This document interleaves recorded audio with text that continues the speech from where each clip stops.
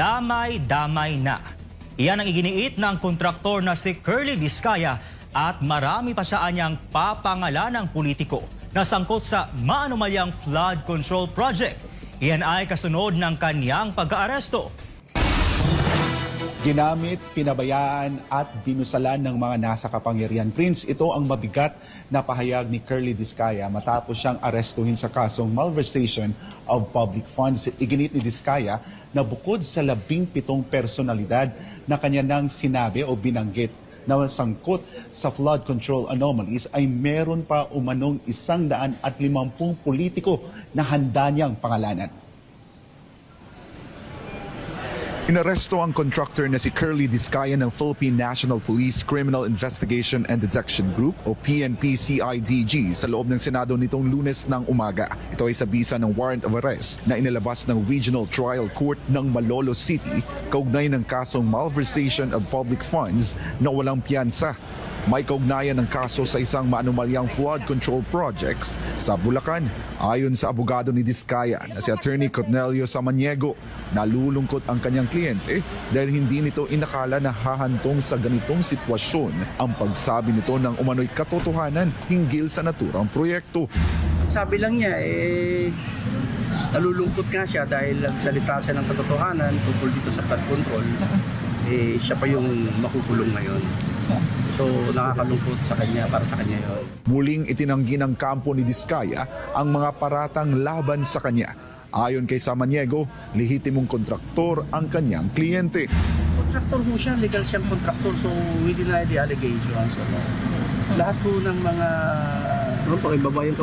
kontratang nakuha niya sa gobyerno ay dumaan po sa bidding process. Sa isang pahayag matapos ang kanyang pagkakaresto, inakusahan ni Vizcaya ang ilang politiko na umano'y gumamit at kalaunay nagpabaya sa kanya.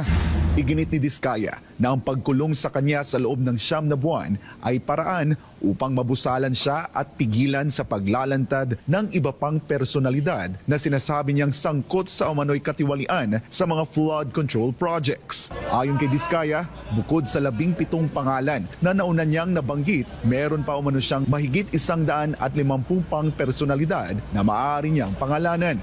Gayunman, hindi niya tinukoy kung sino-sino ang mga ito. Bagamat inamin niyang maituturing silang big fish, itinanggi niyang sila ang mga buaya sa umano'y anomalya.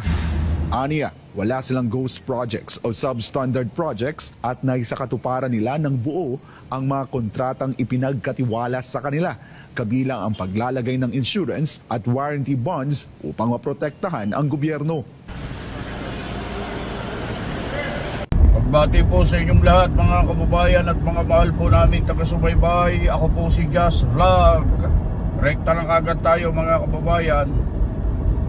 Naalala nyo po yung pagkaka-aresto ni Curly Vizcaya mga kababayan. Matindi yung kanyang binitawan at sinabi nung siya ay maaresto mga kababayan. Sabi niya, 9 na buwan na ikinulong, binusalan ang kanyang bibig para hindi magsalita tungkol sa mga sangkot na mga opisyalis ng gobyerno sa flood control projects, flood control scandal mga kababayan. At ngayon, sabi niya, pinabayaan nila ako, damay-damay na ito. Kaya aabangan natin mga kababayan kasi meron siyang banta na isisiwalat niya ang mga iba pang mga opisyalis ng gobyerno na sangkot sa maanumalyang flood control projects na yan mga kababayan. Ang pagnanakaw, ang panglilimas ng mga nasa gobyerno sa pera ng bayan mga kababayan. At nagbigay pa siya ng bilang kung ilan yung mga kasama sa mga pinangalanan niyang 17 meron siya kasing pinangalanan dati na 17 mga congressman mga kababayan. Pero dito sa sinasabi niya rito mga kababayan, 150 pa, 150 katao pa na mga nasa gobyerno ang maaari po niyang ituro ang kanyang idadawit. Dawit naman talaga alangan naman na magdadawit siya, mga kababayan, nang hindi talaga kasama. Kontraktor po kasi ito Alam niya kung sino-sino yung mga katransak niya. Alam niya kung sino-sino yung mga kausap niya. Kilala niya kung sino-sino yung mga nabibigyan niya ng kickbacks, kasi yan po kasi ang sistemang umiiral, mga kababayan. Yan ang sistema na po yan. Yan ang sistemang tumatakbo at gumugulong. Kapag ka hindi mo sinunod yung sistema na yon, hindi ka magkakaproject sa DPWH at sa iba pang ahensya ng gobyerno.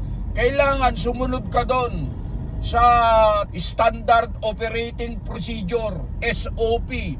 Pag wala ka doon, pag hindi mo sinunod yon at hindi mo ginawa yon, malamang sa malamang, mga kababayan, ay hindi ka magkakaproyekto sa flood control, mga kababayan. So, itong mga sinasabi niya na 150 katao pa, mga kababayan, matinding pasabog po ito. Kaya sana sa lalong madaling panahon, kasi pwede naman ipatawag ito kahit nakakulong Si Madriaga nga nakakulong pinatawag Di po ba, mga kababayan? Tumistigo nga si Madriaga laban kay BP Sara, nakakulong Criminal case, mga kababayan. Kung ano-anong kaso ang kinakaharap ni Madriaga, pero pinayagan nila na tumistigo laban kay BP Sara. Di pwede rin si Curly Diskaya, mga kababayan. Kaya ito, mga kababayan, marami pang lalabas na mga pangalan, personalidad na sangkot dyan sa flood control na yan. Kaya hindi tumitigil Itong mga dawit yan, mga sangkot yan, gumagawa sila ng paraan para nang sa ganon mapigilan ang pag-iimbestiga, ang pagdinig, pagsasagawa ng hearing dyan sa Blue Ribbon na pinangungunahan ng subcommittee chairman na si Senator Rodante Marcoleta.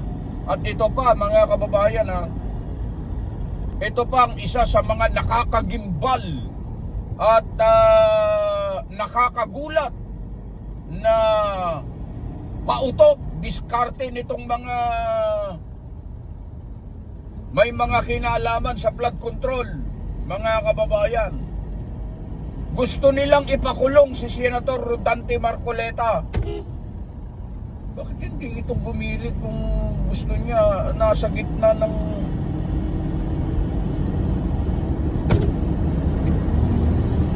gusto nilang ipakulong si Senator Rodante Marcoleta para matigil ang investigasyon dyan sa flood control, mga kababayan.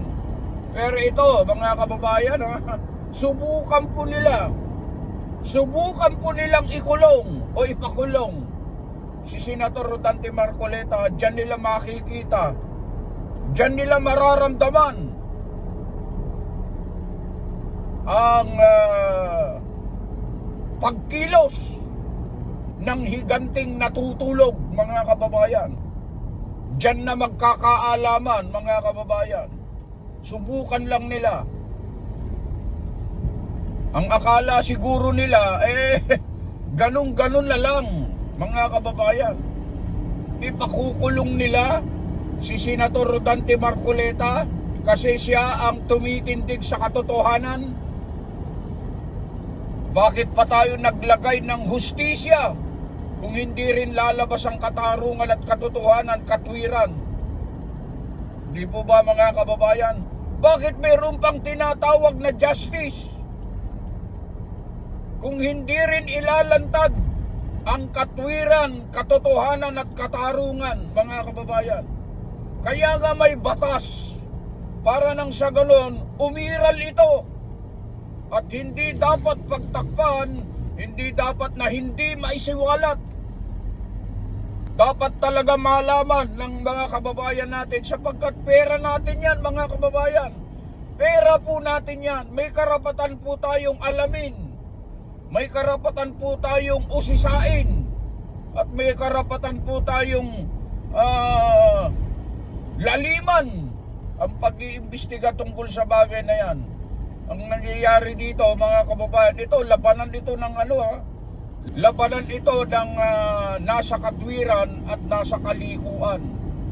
Mahahalata mo, malalaman mo kung ang isang tao nasa kalikuan, kung ang ipinagtatanggol niya mga magnanakaw, mga kababayan. Isipin mo magnanakaw. Alam na alam ng mga kababayan natin yan na ninakawan tayo ng trilyon sa kabangyaman. Pagkatapos itong mga kababayan natin, yung ilan lang naman na hindi naman karamihan, ipinagtatanggol pa nila yung mga magnanakaw, mga kababayan. Anong klaseng isipan yan? Sa halip na suportahan nila yung mga nagsusulong ng katotohanan, yung mga nagbibigay ng mahahalagang impormasyon para matunton ang tunay na mastermind sa napakalaki at nakatala na sa kasaysayan na pinakamalaking nakawan sa buong kasaysayan ng Pilipinas. Sa halip na suportahan nila itong mga nagsasabi ng kanilang nalalaman, mahahalagang impormasyon, sila pa itong kinukutya, inuusig, ginigipit, kinakasuhan. Alam nyo mga kababayan, ang mga kababayan natin ay nagmamasid lang.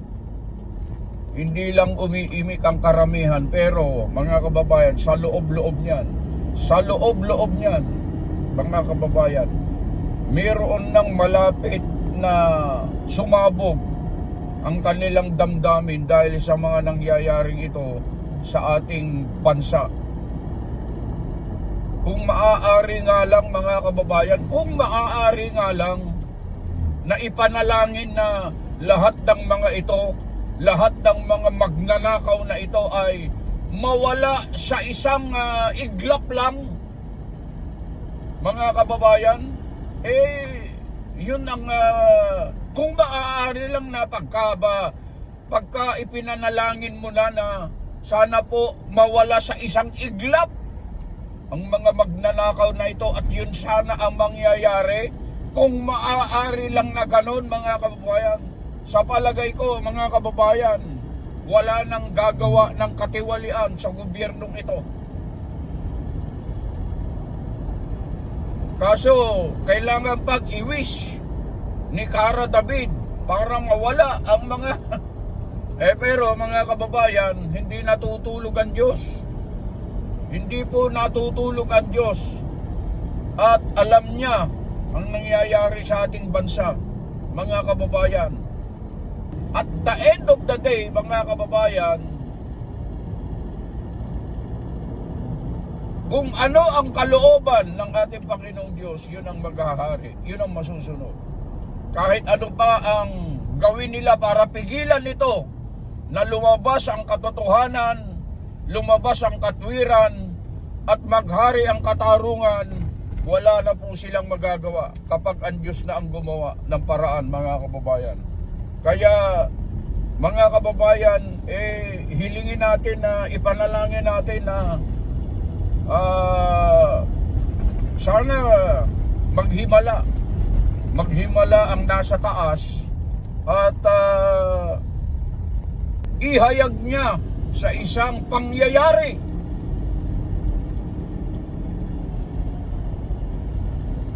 Sana maghimala ang nasa taas na ihayag niya sa isang pangyayari itong mga taong ito, para nang sa ganon ay mabigyan ng katarungan ang pinakamalaking nakawan na nangyari sa kasaysayan ng Pilipinas, mga kababayan.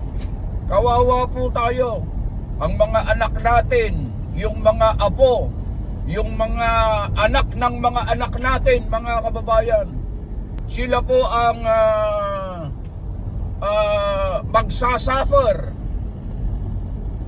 dahil sa mga nangyayaring ito. Isipin mo, napakalaki na ng utang ng Pilipinas, mga kababayan. Umaabot na po sa 19 na trilyon ang utang ng Pilipinas, mga kababayan. Pagkatapos ninanakaw lang ito ng mga ganid sa kayamanan, ganid sa kapangyarihan, mga kababayan, na gagawin nila ang lahat para lang makapagtago sila, maikubli nila ang kanilang mga pagnanakaw, maikubli nila ang kanilang masasamang gawain. Gagawin po nila ang lahat kahit may masakripisyo pa. Kahit may masakripisyo pa na kanilang mga kaibigan, kakilala, matagal po nilang mga kinakasama, kahit maisakripisyo pa, basta't mapagtakpan lang nila at maitago ang kanilang mga masasamang mga gawain, mga kababayan. Sabi ko nga kanina, hindi natutulog ang ating Panginoon Diyos. Darating ang araw, mga kababayan, ilalantad, ihahayag din ng Panginoon Diyos ang lahat ng mga bagay na yan, lahat ng mga tao na yan, sa isang pangyayari at isang pagkakataon na hindi nila inaasahan. At yan ang aabangan natin, mga kababayan. Posible po bang mangyari yon? Hindi po imposible, mga kababayan. Hindi imposible. Posibleng mangyari yan. Tingnan nyo. Ito ang katunayan na hindi imposibleng mangyari yan. Noong nangyari ang Lakawan, mga kababayan, hindi po ba't mayroong tumayo? Kaya nga daw po nagbukas ang investigasyon dyan dahil may nagsabi, mahiya naman kayo. Kaya inumpisahan ang investigasyon tungkol sa flood control, mga kababayan. Yung pala, mga kababayan, yung mga nagsasabi ng ganon, mahiya naman kayo, sila pala itong mga sangkot, mga kababayan. Batay sa mga kargador, taga-deliver, nababanggit po yung kanilang mga pangalan, mga kababayan. Ito po bang mga nagsasabing ito na nababanggit ang kanilang mga pangalan? Ito, alam nyo, mga kababayan, mabigat na paratang ito, Mabigat na paratang ito. Una, ang pinaparatangan mo hindi basta-basta tao lang. Sino ka? Kung ikaw ay isang dating sundalo lang. Pagkatapos ang paparatangan mo, Pangulo ng Pilipinas, anak ng Pangulo ng Pilipinas, pinsan ng Pangulo ng Pilipinas. Napakabibigat na mga tao itong mga pinapangalanan, mga kababayan. Mga congressman, senador, malalaking tao ito, mga kababayan. Bakit mo isusugal ang iyong kaligtasan at ng kaligtasan ng pamilya mo kung ang mga sinasabi ng mga taong ito ay hindi totoo, mga kababayan? Bakit mo sisirain o bakit sisirain ng mga taong ito, ng mga testigong ito, ang kanilang kinabukasan at kinabukasan ng kanilang pamilya dahil lang sa pagbanggit sa mga pangalang ito na hindi mabanggit-banggit ng ibang mga senador? Ayaw nilang imbestigahan, mga kababayan. Nakita nyo yon? Kaya itong mga sinasabi nilang mga kargador, kung ano-ano ang ibinabansag sa kanila, mga marites daw, di umano, mga kababayan, ito yung mga tunay na matatapang na mga tao. Ito ang mga taong may paninindigan at naninindigan sa katotohanan. Kasi Hindi basta-basta po itong ginagawa ng mga dating sundalong ito, mga kababayan, na nagsisiwalat sila ng tungkol sa pagnanakaw sa kabangyaman ng ating bansa. Ang pinag-uusapan dito, mga kababayan, ay hindi para sa maikling panahon lang, kasi napakalaki.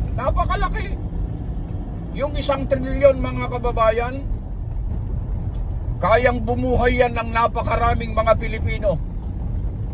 1 trilyon. Lahat ng populasyon dito sa bansang Pilipinas, kaya niyang buhayin. Ganong kalaking halaga po yan. Pagkatapos ayaw nyo na maimbestigahan, gumagawa kayo ng paraan para mapagtakpan, maibasura, wag nang magtuloy ang investigasyon. Anong klaseng diskarte yan? Itong mga nagtatakip sa paglalantad ng katotohanan. Dapat maalis itong mga ito Dapat ang mga ito, yung mga senador, congressman na mga ito, na nagtatakip sa mga magnanakaw, nagtatanggol sa mga magnanakaw, dapat itong mga ito, wala dapat sa pwesto itong mga ito Hindi dapat nandyan yan. Hindi dapat sila tawaging honorable congressman, senador. Nakakahiya itong mga taong ito. Palibhasa, may natanggap na mali-malitang pera, kaya kahit ano gagawin nila para mapagtakpan lang yung mga ganid sa kapangyarihan at ganid sa kayamanan ng mga matataas na opisyalis sa ating lipunan, mga kababayan. Naturingan pa man din sila ng mga congressman at mga senador, nakakurbata, nakabarong, pero sa likod ng mga kasuotang ito, mga kababayan, ay mayroon palang mga sungay ang mga ito. Mga kababayan, lahat ng bagay, mga kababayan, lahat ng bagay may hangganan. Walang permanente sa mundong ito, mga kababayan. Tandaan po ninyo yan. Sisingilin po kayo ng langit dahil sa mga pinagagagawa nyo yan. Sisingilin po kayo ng langit, mga magnanakaw kayo. Tandaan po ninyo yan. Beno, mga kababayan, medyo napahaba yung ating kwentuhan habang tayo ay nagmamaneho. Meron po kasi tayong pupuntahang okasyon ba ito? Yung linggo-linggo nating routine, kaya kami bumiyahe, mga kababayan. Mga kababayan, lalong-lalo na sa ating mga kababayan na nasa abroad, mga OFW, mga kapatid po namin na laging sumusubaybay sa amin, hindi ko mang po kayo maisa-isang batiin, sambitlain yung inyong mga pangalan. Nilalahat ko na po. Binabati ko po kayo ng isang magandang araw. Anumang oras na mapanood nyo po ang video ito, lagi namin sinasabi, nasaan man po kayo, ano man po ang inyong ginagawa, lagi po kayong mag-iingat.